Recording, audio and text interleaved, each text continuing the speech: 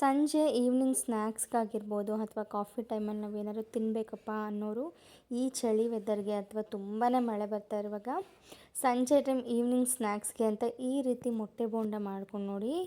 ಒಂದು ಸರಿ ಅಲ್ಲ, ನೀವು ಪದೇ ಪದೇ ಮಾಡ್ಕೊಂಡು ತಿಂತೀರಾ. ಸೊ ಅಷ್ಟು ಟೇಸ್ಟಿಯಾಗಿರುತ್ತೆ. ತುಂಬಾ ಕ್ರಿಸ್ಪಿ ಆಗಿರೋಂತಹ ಮೊಟ್ಟೆ ಬೋಂಡ, ಎಗ್ ಬೋಂಡ ರೆಸಿಪಿನ ನಾನು ನಿಮ್ಮ ಜೊತೆ ಶೇರ್ ಮಾಡ್ಕೋತಾ ಇದ್ದೀನಿ.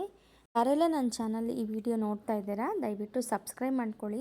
ಅಲ್ಲಿ ಸಬ್ಸ್ಕ್ರೈಬ್ ಅಂತ ಕಾಣುತ್ತೆ, ಸಬ್ಸ್ಕ್ರೈಬ್ ಮಾಡ್ಕೊಳ್ಳಿ, ಲೈಕ್ ಮಾಡಿ, ಹಾಗೆ ಕಮೆಂಟ್ ಮಾಡಿ. ನಾನು ಇಲ್ಲಿ ಮೊಟ್ಟೆ ಬೋಂಡ ಮಾಡೋದಕ್ಕೆ 4 ಮೊಟ್ಟೆನ ಬೇಯಕ್ಕೆ ಇಟ್ಕೋತಾ ಇದ್ದೀನಿ. ಒಂದು ಸ್ವಲ್ಪ ರುಚಿಗೆ ತಕ್ಕಷ್ಟು ಉಪ್ಪನ್ನು ಸ್ವಲ್ಪ ಸೇರಿಸ್ಬಿಟ್ಟು ಚೆನ್ನಾಗಿ ಒಂದು 10 ನಿಮಿಷ ಚೆನ್ನಾಗಿ ಬೇಯಿಸ್ಕೊಳ್ಳಿ. ಮೊಟ್ಟೆ ಚೆನ್ನಾಗಿ ಬೇಯಬೇಕು, ಆವಾಗಲೇ ನಮಗೆ ಮೊಟ್ಟೆನ ಬೇಯಿಸ್ಕೊಂಡು ಕಟ್ ಮಾಡೋಕ್ಕೆ ನಮಗೆ ಈಸಿ ಆಗುತ್ತೆ.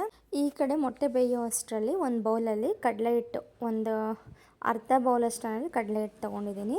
ಅಲ್ಲಿ ಒಂದು 100 ಗ್ರಾಮ್ 150 ಗ್ರಾಮಷ್ಟು ಕಡಲೆ ಹಿಟ್ಟು ನಾನು ತೊಗೊಂಡಿರೋಂತಹದ್ದು. ಇದಕ್ಕೆ ನಾನು ಸ್ವಲ್ಪ ಕ್ರಿಸ್ಪಿನೆಸ್ ಬೇಕು ಅಂತ ಹೇಳಿಬಿಟ್ಟು ಅಕ್ಕಿ ಹಿಟ್ಟನ್ನ ಸೇರಿಸ್ತಾ ಇದ್ದೀನಿ. ಒಂದು 3ರಿಂದ 4 ಸ್ಪೂನಷ್ಟು ಅಕ್ಕಿ ಹಿಟ್ಟಿದು. ಸೊ ಅಕ್ಕಿ ಹಿಟ್ಟು ಹಾಕಿದ್ರೇ ನಿಮಗೆ ಕ್ರಿಸ್ಪಿ ಬರೋದು, ಇಲ್ಲಾಂದರೆ ಕಡಲೆ ಹಿಟ್ಟು ಹಸಿ ಹಸಿ ಹಿಟ್ಟು ಥರ ಎತ್ಬಿಡುತ್ತೆ. ಸೊ ಅಕ್ಕಿ ಹಿಟ್ಟನ್ನ ನೀವು ಯಾವುದೇ ಬಜ್ಜಿ ಬೋಂಡಕ್ಕೆ ಹಾಕ್ಕೊಳ್ಳಿ, ಚೆನ್ನಾಗಿರುತ್ತೆ. ಹಾಗೆ ರುಚಿಗೆ ತಕ್ಕಷ್ಟು ಪುಡಿ ಉಪ್ಪು, ಹಾಗೆ ಖಾರಕ್ಕೆ ನಾನು ಮನೆಯಲ್ಲೇ ಇರುವಂತಹ ಖಾರದ ಪುಡಿ ಅಥವಾ ನೀವು ಬೇಕಾದ್ರೆ ಕಾಶ್ಮೀರ್ ರೆಡ್ ಚಿಲ್ಲಿ ಪೌಡ್ರ್ ಕೂಡ ತಗೋಬಹುದು. ಹಾಗೆ ಸ್ವಲ್ಪ ಚಿಟಿಕೆ ಸೋಡಾನ ಹಾಕೋತಾ ಇದ್ದೀನಿ. ಸ್ವಲ್ಪ ಉಬ್ಬೋದಕ್ಕೆ ಇದು ಹೆಲ್ಪ್ ಮಾಡುತ್ತೆ ಸೋಡಾ. ಸೊ ಹಾಗಾಗಿ ಈಗ ಇದನ್ನು ಎಲ್ಲ ಹಾಕ್ಕೊಂಡು ಒಂದು ಸ್ಪೂನಲ್ಲಿ ನೀಟಾಗಿ ಈ ರೀತಿ ಮಿಕ್ಸ್ ಮಾಡ್ಕೊಳ್ಳಿ.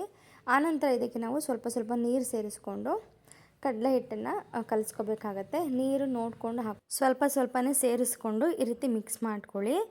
ಒಂದು ಸ್ವಲ್ಪನೂ ಗಂಟು ಇಲ್ಲದೆ ಇರೋ ರೀತಿ ಚೆನ್ನಾಗಿ ಮಿಕ್ಸ್ ಮಾಡ್ಕೋಬೇಕು. ನೋಡಿ, ನೀರು ಕಮ್ಮಿ ಆದಂಗೂ ಸ್ವಲ್ಪ ಸೇರಿಸ್ಕೊಂಡು ನಮಗೆ ದೋಸೆ ಹಿಟ್ಟು ಬರುತ್ತಲ್ಲ, ಸೊ ಆ ಹದಕ್ಕೆ ಕಲಿಸ್ಕೋಬೇಕಾಗತ್ತೆ. ತುಂಬ ತೆಳ್ಳಗೂ ಅಲ್ಲ, ಹಂಗಂತ ನೋಡಿ ಈ ರೀತಿಯಾಗಿರಬೇಕು. ನೀವು ಹಿಂಗೆ ಮೇಲೆ ಹಾಕಿದಾಗ ದೋಸೆ ಹಿಟ್ಟು ಎಷ್ಟು ಗಟ್ಟಿ ಇರುತ್ತಲ್ವ, ದೋಸೆ ಇಡ್ಲಿ ಸಂಪಟ ಆ ರೀತಿ ಗಟ್ಟಿ ಆಗಬೇಕು. ಅಲ್ಲಿವರೆಗೂ ಅಕಸ್ಮಾತ್ ನಾವು ನೀರು ಜಾಸ್ತಿ ಹಾಕೊಂಡ್ಬಿಟ್ವಿ, ಸ್ವಲ್ಪ ತೆಳ್ಳಗಾಗೋಯ್ತು ಅನ್ನೋರು ಬೇಕಾದ್ರೆ ಮತ್ತೆ ಇನ್ನೊಂದು ಸ್ವಲ್ಪ ಕಡಲೆ ಹಿಟ್ಟನ್ನು ಹಾಕ್ಕೊಂಡು ಗಟ್ಟಿ ಮಾಡ್ಕೋಬಹುದು. ನೋಡಿ, ಇವಾಗ ಒಂದು ಸರಿ ನೀವು ಉಪ್ಪು ಖಾರನ ಸ್ವಲ್ಪ ಚೆಕ್ ಮಾಡ್ಕೊಳ್ಳಿ. ಒಂದು ಸ್ವಲ್ಪ ಹಸಿ ಹಿಟ್ಟನ್ನ ತಿಂದು ಕರೆಕ್ಟ್ ಇದೆ ಅಂದಾಗ ನಾನು ನೋಡಿ ಇವಾಗ ಮೊಟ್ಟೆನ ಬೇಯಿಸಿ ನಾನು ಈ ರೀತಿ ಶೇಪಲ್ಲಿ ಕಟ್ ಮಾಡ್ಕೊಂಡಿದ್ದೀನಿ.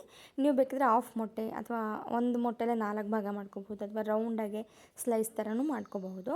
ಈಗ ಒಂದೊಂದು ಕಡೆ ನಾನು ಬೇಯಿಸಿಟ್ಟಿರೋಂಥ ಮೊಟ್ಟೆನ ಕಟ್ ಮಾಡಿ ಇಟ್ಕೊಂಡಿದ್ದೀನಲ್ಲ, ಅದನ್ನು ಈ ರೀತಿ ಕಡಲೆ ಹಿಟ್ಟಿಗೆ ಡಿಪ್ ಮಾಡಿ ಕಾದಿರೋಂಥ ಎಣ್ಣೆನ ನಾನು ಕಾಯಕ್ಕೆ ಇಟ್ಕೊಂಡಿದ್ದೆ. ಕಾದಿರೋ ಅಂಥ ಎಣ್ಣೆಗೆ ನೀವು ಬಿಡಬೇಕು. ಹಾಗೆ ಆವಾಗಿನ ಎಣ್ಣೆ ಹಾಕಿದ ತಕ್ಷಣ ಇದು ಮಾಡೋಕ್ಕೆ ಹೋಗ್ಬಿಡಿ, ಕಾಯಿಸ್ಬಿಟ್ಟು ಚೆನ್ನಾಗಿ ಎಣ್ಣೆ ಕಾದಿರಬೇಕು.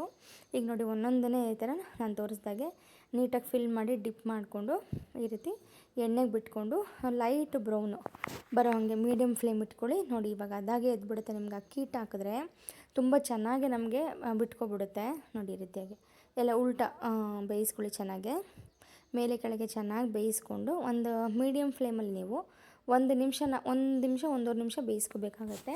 ಹೈ ಫ್ಲೇಮಲ್ಲಿಟ್ಟರೆ 1 ನಿಮಿಷದಲ್ಲೇ ನೀವು ಬೇಗನೆ ತೆಕ್ಕೋಬೇಕಾಗತ್ತೆ. ನೋಡಿ, ಈ ರೀತಿ ಲೈಟ್ ಬ್ರೌನ್ ಬಂದರೆ ಸಾಕು, ಅಥವಾ ಗೋಲ್ಡನ್ ಫ್ರೈ ಟೈಪ್ ಮಾಡಿದ್ರೆ ಸಾಕು. ನಮಗೆ ಮೊಟ್ಟೆ ಬೋಂಡ ಅನ್ನೋದು ರೆಡಿ ಆಗಿಬಿಡುತ್ತೆ. ಒಂದು ಕಡೆ ಮೊಟ್ಟೆ ಬೇಯಕ್ಕೆ ಇಟ್ಕೊಂಡು ಒಂದು ಕಡೆ ಹಿಟ್ಟು ಕಲಿಸ್ಕೊಂಡ್ಬಿಟ್ರೆ ನಮಗೆ ಎಣ್ಣೆ ಒಂದು ಕಡೆ ಕಾಯಕ್ಕೆ ಇಟ್ಕೊಂಡ್ರೆ ಬೇಗನೆ ಆಗುತ್ತೆ. ಒಂದು 10 ನಿಮಿಷದಲ್ಲೆಲ್ಲ ನಿಮಗೆ ಈವ್ನಿಂಗ್ ಸ್ನ್ಯಾಕ್ಸ್ ಅನ್ನೋದು ರೆಡಿ ಆಗಿಬಿಡುತ್ತೆ.